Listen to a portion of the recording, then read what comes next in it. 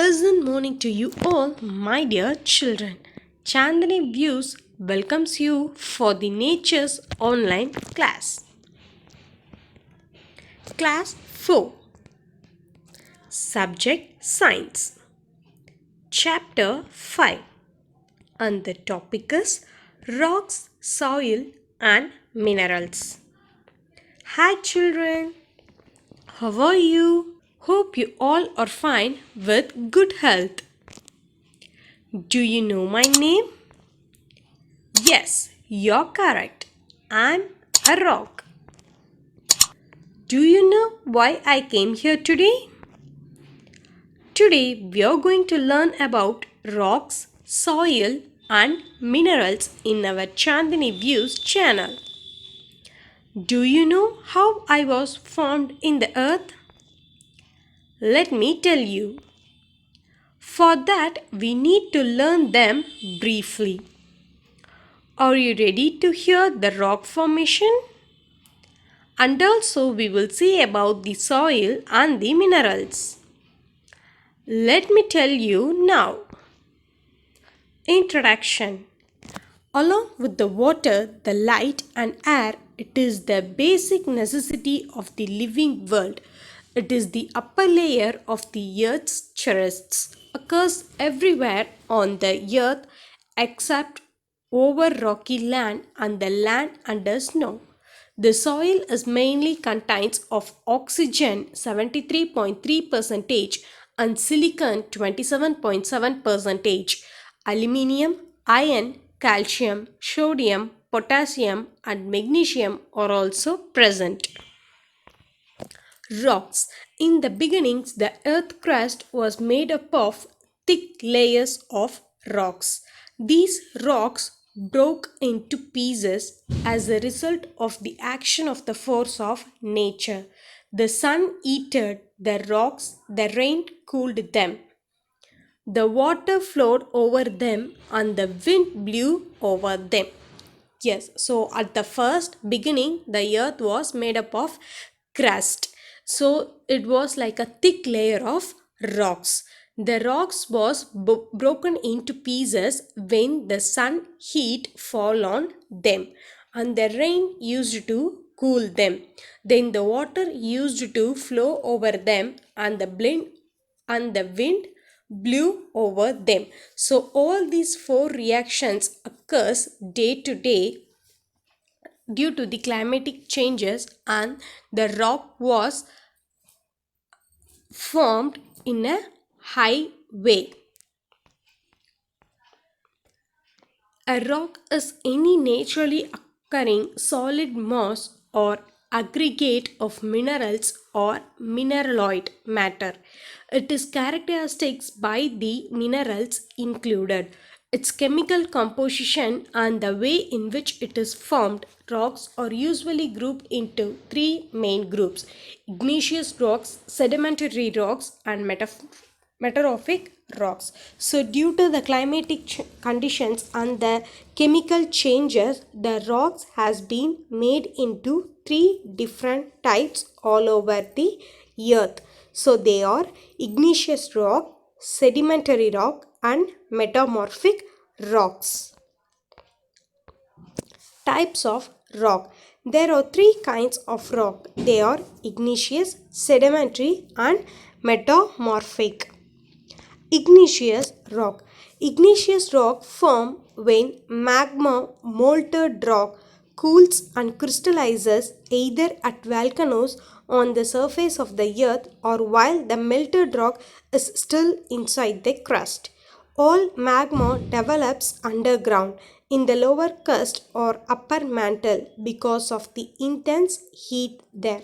Yes, so when the volcano burst out, the heat substance, liquid like substance that used to flow away from the volcano. So when it is flowing and coming towards the lower region, it starts to melt and due to the air and weather condition, it starts to dry. So with the melted rocks, it becomes the dry one and strong one. So they are known as igneous rocks. So igneous rocks are formed when the magma, that is the melted rock, comes out from the volcano and stored as a big strong substance, that is rock. Examples of intrusive igneous rocks are diabase, diorite, gabbro, granite, pegmatite, and peridotite. So these are the rocks that formed with the help of the magma that released from the volcano. So these rocks are known as igneous rocks. In this we came with the granite. So granite we used to put on the floors of the buildings that we construct. Sedimentary rocks. Sedimentary rocks are one of the three main types of rocks. So this is one of the most important type among the three, along with igneous and metamorphic. They are formed on or near the earth's surface from the compression of ocean sediments or other process. So it usually seen in the very lower layer of the ocean, that is it will be on the earth's surface but its upper surface was surrounded by the ocean. So in the ocean it will be sedimented at the last layer. That's why they are known as the sedimentary rocks. Examples of sedimentary rocks are chert, some dolomites, flint, iron ore, limestone, and rock star. So these are the rocks that are known as the sedimentary rocks. So we will be familiar with the limestones and the iron ore. Also rock salt. Metamorphic rock. Metamorphic rocks started out as some other type of rock but have seen substantially changed from their original igneous, sedimentary, or earlier metamorphic form. Metamorphic rocks form when rocks are subjected to high heat, high pressure, hot material, rich fluids, or more commonly some combination of these factors. So when does the metamorphic rocks are created? They are created when there is high heat, high pressure, or hot minerals rich fluids. When these three comes into contact, or if any one of these three occurs, then the metamorphic rock will be formed. So the examples of metamorphic rocks are pyrite, schist, gneiss, quartzite, and marble. So marble is the one we are familiar with. Marble also we used to place it in the building constructions that we construct. Soil. Soil is the thin layer of material covering the earth's surface and is formed from the weathering of rocks. It is made up of mainly of mineral particles, organic materials, air, water, and living organisms, all of which interact slowly yet constantly.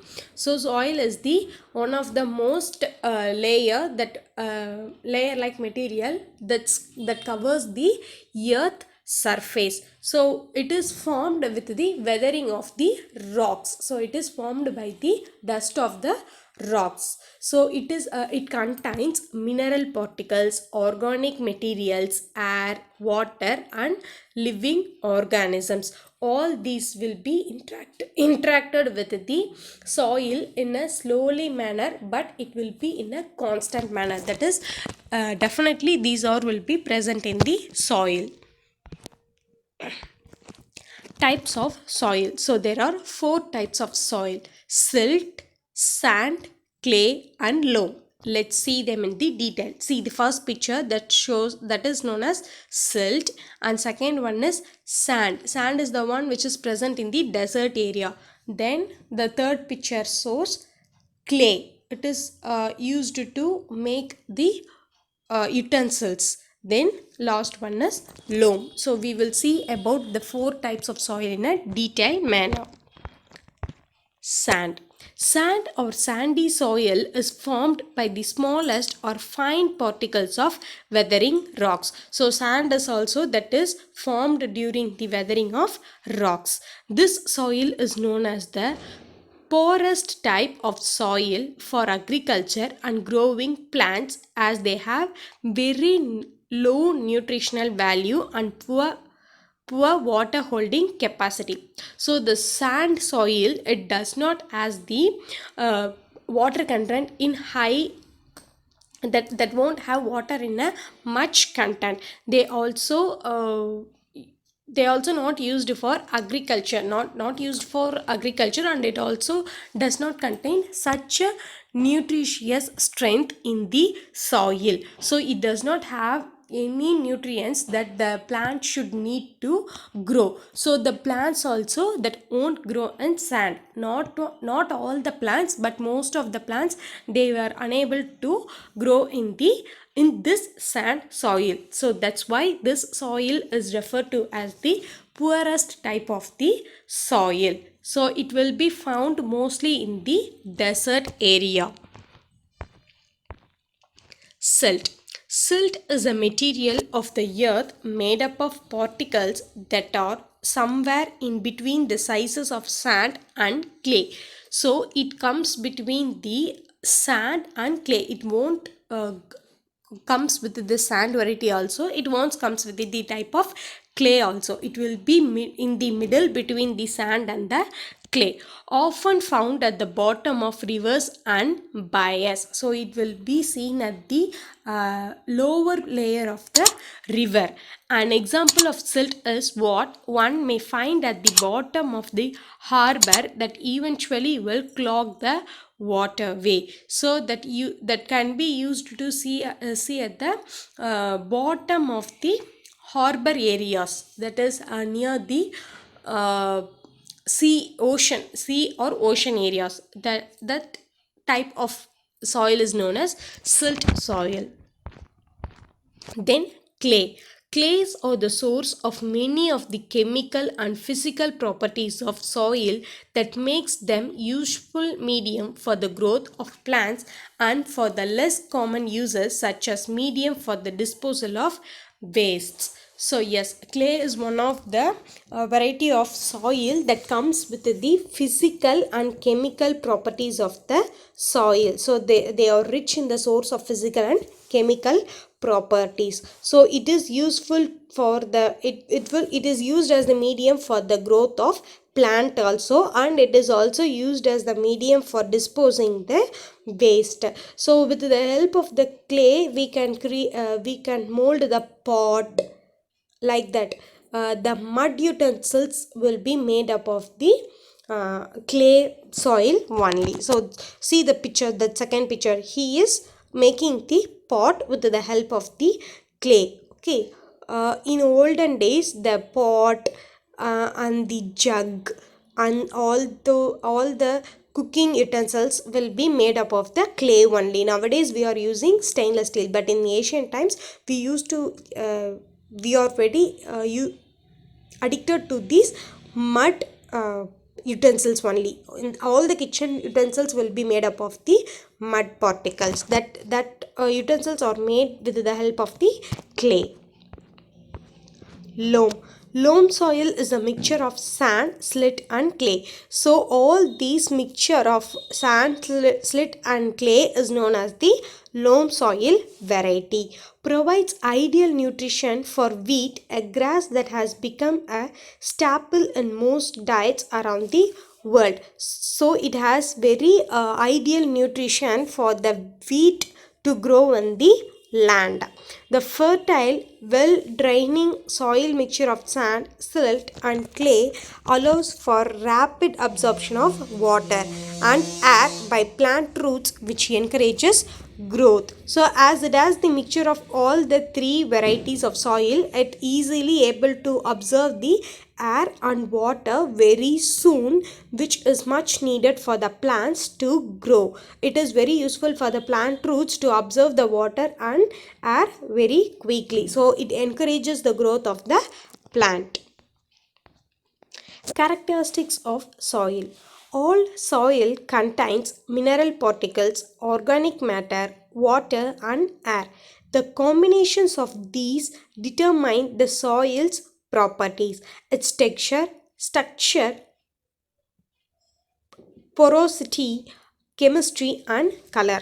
So all these properties of the soil like texture, structure, porosity, chemical and color will be determined with the combination of mineral particles and organic matters, water and air present in the combination ratio. Formation of soil. Slowly the rocks become soft and started cracking. So as the days gone by and due to facing more and more climatic changes, the rocks become softened and started cracking. This breaking up of the roar of bent on continuously for years. So it will be continuously cracking for the year and it became separate. In the beginning there was no soil on the earth. It took many thousands of years for the soil to form. So yes, at the beginning there was no soil in the earth for many years. For nearly for thousands of years there was no soil. The rocks that has been weathered due to the climatic changes and it becomes softened day by day, and their rest particles was formed as the soil. Formation of soil. The soil that we use today is made up of fine sand, pebbles, gravel, clay, and the remains of plants and animals. So nowadays we are using the soil. All the soil are made up of the combination of sand, pebbles, gravel, clay, and the wastes of plants and animals.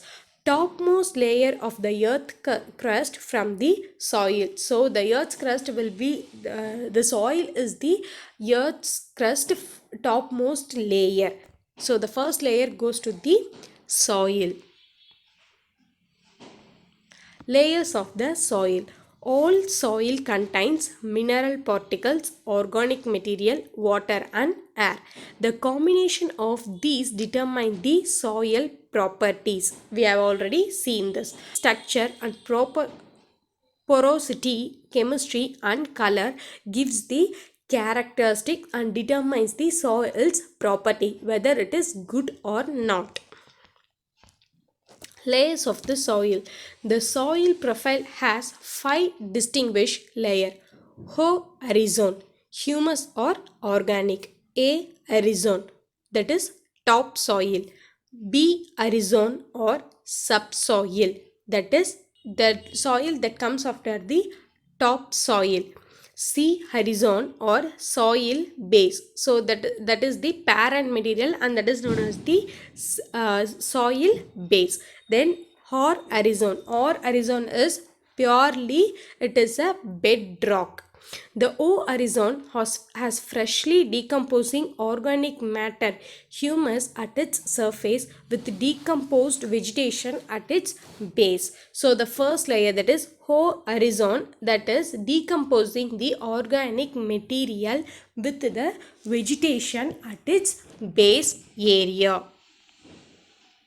The soil is made up of layers which are of different color. So what are the layers? Humus, topsoil, subsoil, parent material and bedrock. All these 5 will be differ from each other in their colors. So these are the layers. See it. First comes the humus, next topsoil. It will be light chocolate color. Then subsoil, it looks like a sandal color. Then parent material, it is somewhat hard in nature, and the bedrock, it is purely rock. Layers of the soil: humus, Topsoil, subsoil, parent rock, and bedrock. Humus. Humus is dark organic material that forms in soil when plant and animal matter decays.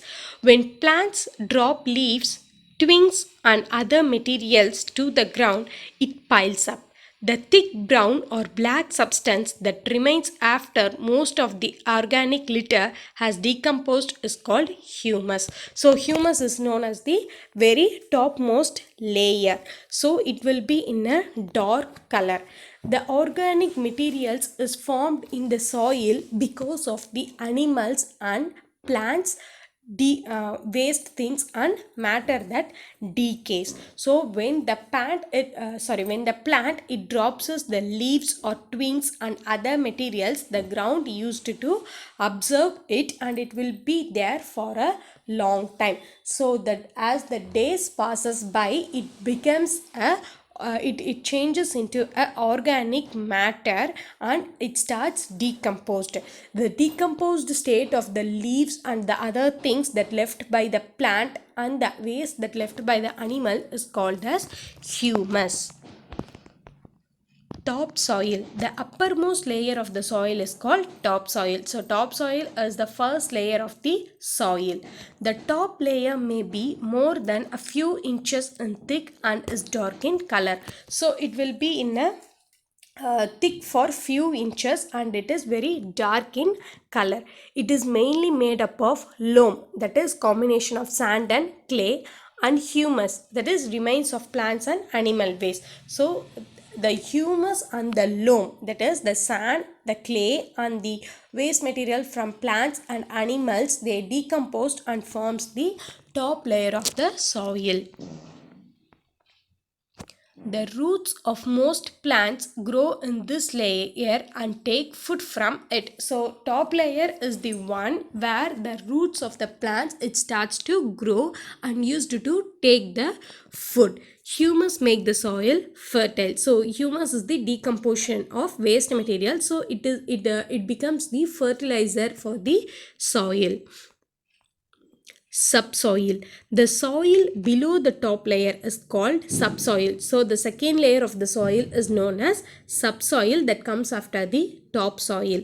This is light in color and is often gray or red. So the subsoil color will be in gray or red and it is very light in color. There is more sand in it. So in the subsoil there will be sand amount will be very high in it. Only few plants or trees have roots long enough to reach the subsoil. Mostly the roots will reach only up to the topsoil. Some plants they used to grow deep and deep. The roots will be grow deeper and deep. Such plants they reach the area of the subsoil. Parent rock. Parent rock refers to the original rock from which sometime else was formed. So parent rock is the original rock from which the original rock they used to form. The term is also used in the context of metamorphic rocks, where again the parent rock refers to the original rock before metamorphic takes place. So the parent rock is the area where the metamorphic rocks that used to take place. Parent rocks can be sedimentary, igneous or metamorphic. So we have seen the three types of rock in the beginning. What are they? Igneous, sedimentary and metamorphic. So the parent rock comes under these types. Any one of the type will be called as the parent rock. Bedrock soil. So it is the last layer. If you dig deep enough to the bottom of the subsoil, you will reach a layer of stones and rock. Yes, first we will dig the humus part and we dig the top layer, then go for top soil, then we will go for the subsoil. After the subsoil there comes the stones and rocks. The upper parts of the rocks are soft and porous, while the lower rocks are hard and non-porous. Porous is that is it can able to absorb the water and air. So the upper part will be very soft and porous, but the lower part will be very hard and non-porous. There will be no gap between the rocks and the lower hard part. Hope you have understood about the layers of the soil. Now we will see about life in the soil. Life in the soil. Living organisms present in soil include archaea, bacteria, actinomycetes, fungi, algae, protozoa, and a wide variety of larger soil fauna including springtails, mites, nematodes, earthworms, ants, and insects that spend all or part of their life underground.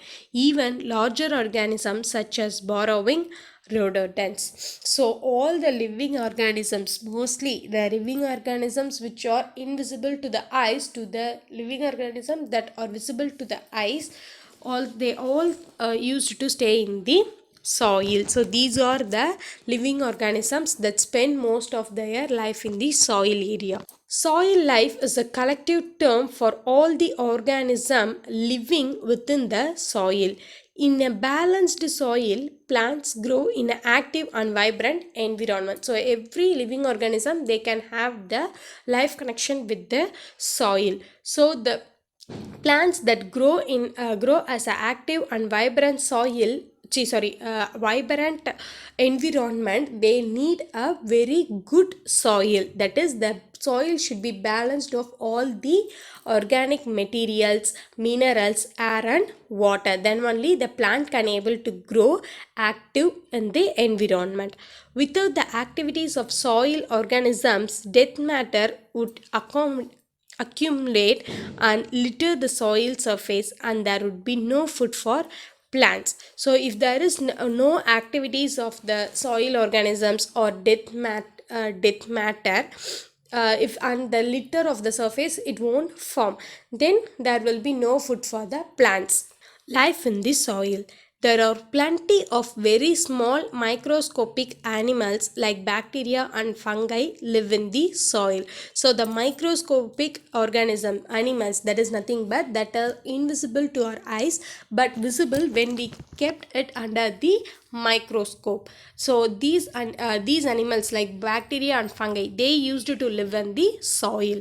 Small animals like ant, white ants and beetles, earthworms, sandworms, roundworms, grasshopper, cricket, millipedes, centipedes, etc. also live in the soil. So we can see all these small insects or small animals that used to live in the soil, which are visible to our eyes. Life in the soil. Bigger animals like rats, moles, rabbits also make their home in the soil to live in. So they used to make a hole, or they dig and they make it as a shelter, and they used to live in the soil. You must have seen thread like green and non-green plants also in the soil. So the creepers variety that used to grow on the soil region only. Soil erosion. Soil erosion is a gradual process that occurs when the impact of water or wind detaches and removes soil particles, causing the soil to deteriorate. The impact of soil erosion on water quality becomes significant, particularly as soil surface runoff. So when you are allowing the water to flow on the soil, it will be uh, it starts to erode the soils. That is nothing but it starts to wipe away the soil from the land. The soil surface used to run off along with the water. So the soil erosion occurs when a lot of water comes forcefully to the soil region. Soil does not remain sanitary. So it don't remain sanitary in the same place. Due to the action of wind and water, the soil is carried away from one place to another. So due to the air and water, continuously if the air and water comes and touches the soil, it will be carried away from one place to another. The topsoil, being soft and light, is carried away more easily. So when the rain comes or the flood comes, the topsoil, it is very soft, so it will be carried away along with the water easily. This damages and wear out the soil, so it will causes a damage and the topsoil will starts to destroy, so it creates some problem, that's known as soil erosion. So the delicate balance between the topsoil and the subsoil is disturbed. So when the air comes or the flood comes, see this picture, the second picture, the flood is, that is the large amount of water is going. So the layer between the topsoil and the subsoil, it used to disturb, they all mingled together and formed as a same layer. As a result, the life of plants and animals has to suffer. So who is the one who is suffering a lot? Absolutely, plant and the animal will be suffering a lot. This removal of topsoil by wind and water is called soil erosion. So when the soil is carried away by the wind and water, the soil erosion takes place. That is nothing but the removal of topsoil. Types of soil erosion. There are 5 types of soil erosion. They are sheet erosion by water, wind erosion, rill erosion, gully erosion, ephemeral erosion. Sheet erosion by water. Sheet erosion occurs as a shallow sheet of water flowing over the ground surface, resulting in the removal of a uniform layer of soil from the soil surface. Sheet erosion occurs when rainfall intensity is greater than infiltration. That is nothing but the sheet erosion is nothing but it occurs when there is a continuous rainfall and the rainfall will be high compared to the normal days. Like when flood occurs, the sheet erosion also occurs, that is it will be washed out the topsoil layer, it gets collapsed, so the uniform layer will starts to get collapsed with one another. Sheet erosion by water. The rainwater and the rivers washes away the soil and deposit it at another place along with their flow. So when the flood comes, the soil also it will be carried away along with the water. So it will be carried from its own place to some other place and it starts to deposit when the water reduces. Plenty of soil is carried down from the higher lands to the plains due to the flow of water through hills. So when the water that flows through the hills, the plenty of soil will be carried from the higher lands to the plain area. Sheet erosion by water. As a result, mud particles, fine sand and minerals are gradually get deposited in the plains. So when the sheet erosion occurs, the mud particles, fine sand and minerals, all they will mixed together and deposited at the plain area. The soil deposited by the river is called silt. So this deposition of the soil occurs in the river is known as the silt. This is very fertile. Wind erosion. Wind erosion is a natural process that moves soil from one location to another by wind power. So when the wind blows very strong, it may be able to carry away the soil from one location to another. It is very natural way. It can cause significant economic and environmental damages. So it also it creates the economic and environmental damages. While wind erosion is most common in deserts and coastal sand dunes and beaches, certain land conditions will cause wind erosion in agricultural area. So the wind erosion will mostly take place in the agriculture area and in the desert regions. We also see that in coastal sand dunes and beaches. So when you are walking on the beach, you can observe it during the midday time, that is from 3 to 6. or up to 7, the wind that starts to blow, that time what the sand on the beach side will starts to carry away by the wind. So this is known as wind erosion. Wind erosion. Wind erosion is a powerful agent of erosion. Among the erosion types, it is one of the powerful erosion. Alien wind driven process continuously transport dust, sand and ash from one place to another. So during the wind erosion takes place, the dust particles, sand and the ash will be transferred from one place to another. It creates some allergical problems in the humans. Wind can sometimes blow sand into towering dunes. Wind erosion. The wind also erodes and damages the soil. So the wind, when the wind is blows, it starts to damage the soil also. See the picture. This is the wind erosion that occurs in the desert area. They are also referred as a wind storm. Wind blows the soil away with great force and deposit it at other places. Thus, the fertile topsoil can be damaged most easily. As the topsoil is very soft, it can be easily damaged, and when the wind blows very fast, it starts to take away, deposit it from one place to another easily. Soil conservation. We have just seen how erosion by wind and water damages the soil. The action of the eroding agent cannot be stopped because the water on the earth will continue to flow and the wind will continue to blow. So we can't stop the soil erosion or the wind erosion because the eroding agents, that is we can't stop by any agent, because the wind, it blows continuously. Without wind blow we can't live, and the water also, it used to flow regularly. If the water doesn't flow, then it remains a waste. But we can save the soil from continuous damage. But there are some steps to save the soil from the continuous damage.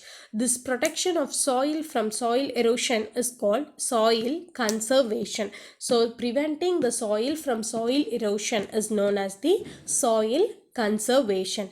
Plants need soil to grow as it provides nutrients to the plants. So plants are the one which is much needed for soil, because they have to grow with absorbing the nutrients that present in the soil.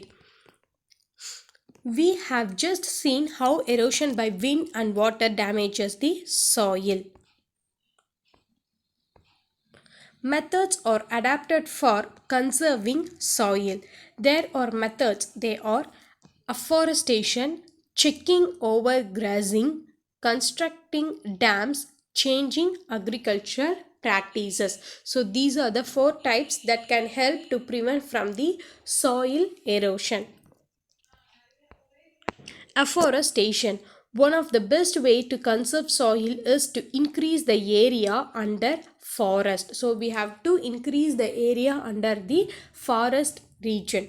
Discriminating trees cutting should be stopped, and efforts should be made to plant trees in a new areas. So deforestation, that is cutting down the plants, should be stopped, and afforestation should be started. Afforestation is nothing but starting to grow a tree in the new areas. 20 to 25 percentage, as they say, this is minimum area of forest land for the whole country, which is considered healthy for soil and water conservation.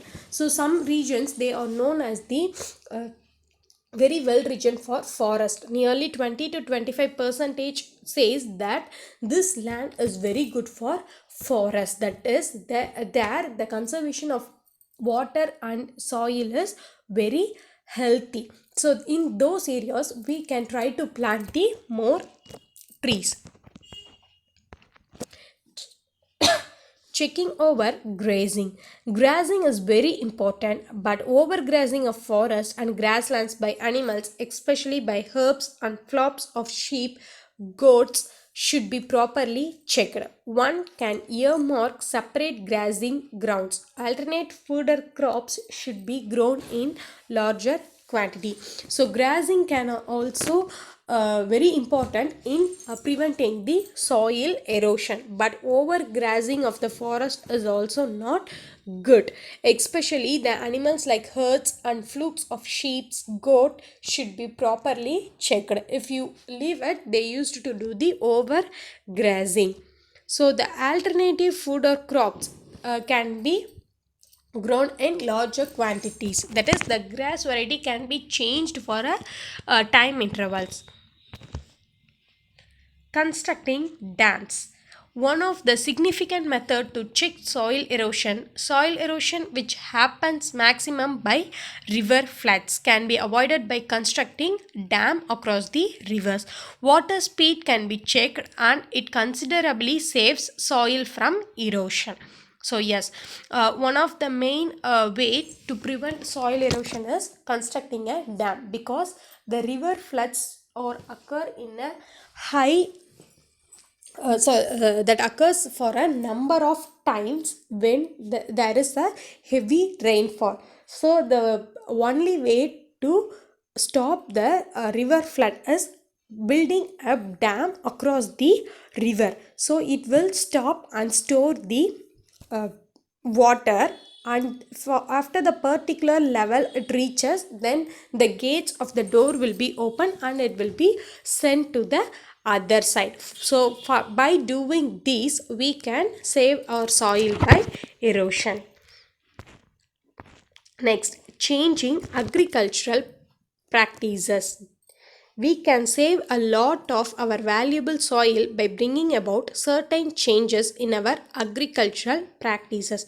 That is, crop rotation, strip cropping, use of early maturing varieties, tracing and counter bunding, checking shifting cultivation, ploughing the land in right direction. So by doing this, we can stop the soil from soil erosion. Changing agricultural practices, dams. Crop rotation. As the name suggests, it is rotating crops. That is, if the corn is put on the soil this time, then the next time it should come with some other plant. For example, in India, pear nuts grow a particular crop in the same field year after year. This practice takes away certain elements from the soil, making it infertile and exhausted, rendering it unsustainable for that crop. So it should be in rotation. For this year, they can grow the radish in that field. For the next year, they can go with the wheat. So the crops should be go for the rotation, which makes the land somewhat infertile. So if it becomes infertile, then automatically it can be prevented from the soil erosion. Changing agricultural practices, dam, strip cropping. Parallel to one another, crops may be cultivated in alternative strips. That is, it should be it should be cultivated with 3 types in a parallel rows. So see the picture. The third picture shows you clearly. The dark green area is known as the maize. Then the slight green is soya beans, and this sand color that refers the oat. So all the 3 is in a parallel. First is maize, soya bean, oat, again maize, soya bean, oat. So in a parallel way, in a strip like structure, they are cultivating. Some strips may be allowed to lie flow, while in other different crops may be shown. Example, small tree crops, grains, grass, legumes, etc. Numerous yields ripen at diverse time of the year and are harvested at intervals. This is very method gives surely that at no time of the year the entire area is left bare or exposed. So you have to cultivate the plants that should be harvested at the same time. If you are harvesting at different time, then the remaining land will become waste. So you have to analyze, and then you have to do this strip cropping. Changing agricultural practices, dams, uses of early maturing varieties. Primary budding varieties of crops take really very less time to mature, thus putting less pressure on the soil. In this way, it can help in reducing the soil erosion. So, we are placing the matured plants, half matured plants into the field. So, it will be grown into somewhat. So the remaining days only it have to grow in the soil, so there is the less pressure for the soil, and it also prevents from the soil erosion. Changing agricultural practices, dams, contour ploughing. Technical methods, one can say ploughing is done at right angles to the hill slope. Following the natural contours of the hill, it makes the ridges and flowers beat the flow of water down the hills all gullies or less. This prevents excessive soil loss. It is likely to develop and reduce runoff so that plants receive more water. So the ploughing method is used to give the more water to the plants, and it reduces the water contents to absorb the soil when it's come from the hilly region in a top to down. See this second picture, it is like a step like structure. So while it comes, the water will be absorbed by the plant only, not the soil. The soil also absorbed, but not in a much way. So it is easy to prevent from soil erosion. Ploughing is one of the way to prevent the soil from soil erosion.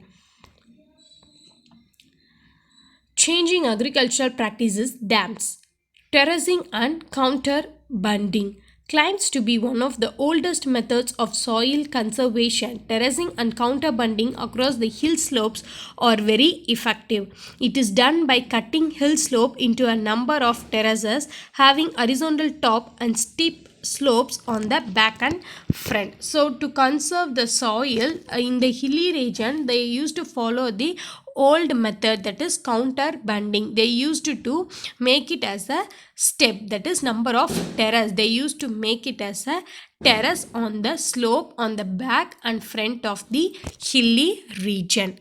Ploughing the land in right direction. So ploughing the land in a particular direction to wind direction, this also reduces wind velocity and protects the topsoil from erosion. So you have to know where the wind blows, and you have to plough the uh, plants according to the direction of the perpendicular direction of the wind direction, that is opposite to the wind direction. So it may helps you to prevent from soil erosion.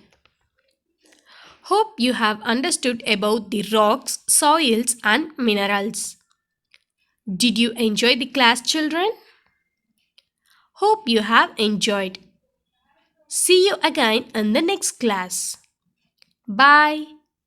Take care. Thank you, children. Go and revise the lesson regularly. Bye.